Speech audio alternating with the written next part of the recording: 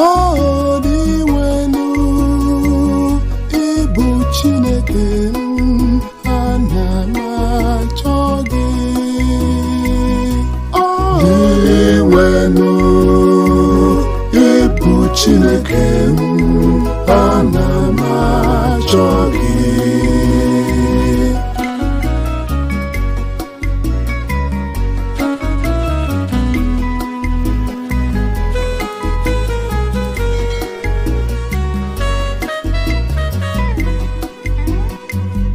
O Chineke, ịbụ Chineke m, ana m achọ gị.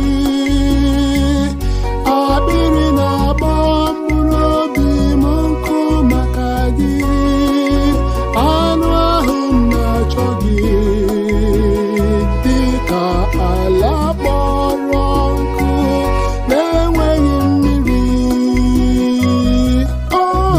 Iwenu ịbụ Chineke m, ana m achọ gị.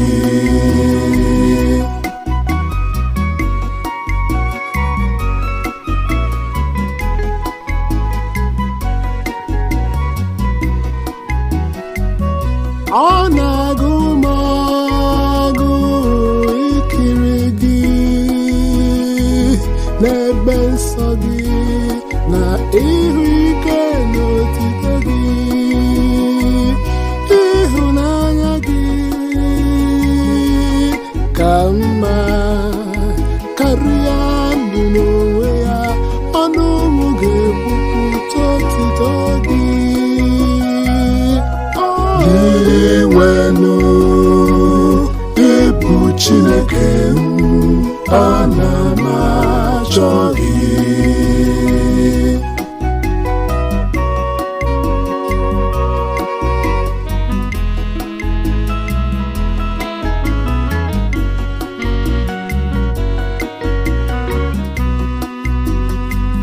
Aga m eto gị na ndụ m niile, n'aha gị aga m achị aka m elu. Mkpụrụ obi m ga-enwe nnukwu oriri. Egwu ọṅụ ga-adị n'egbugbere ọnụ m, otito ga-adị n'ọnụ m. Iwenu ịbụ Chineke m, ana m achọ gị.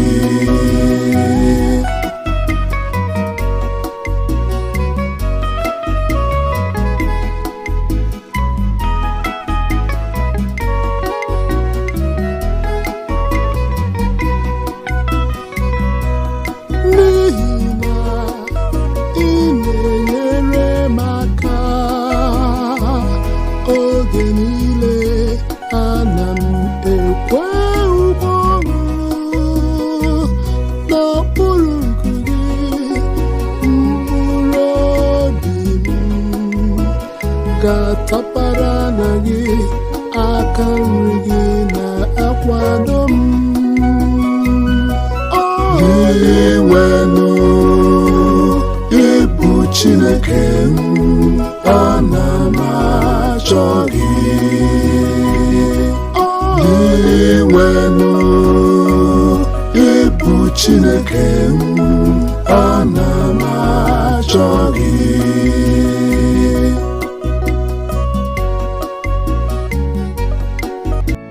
Thank you so much for joining me in this worship. It's actually worship. You can also continue to join me in my YouTube by subscribing to my YouTube, Father Barthelemy. God bless you and happy Sunday upfront.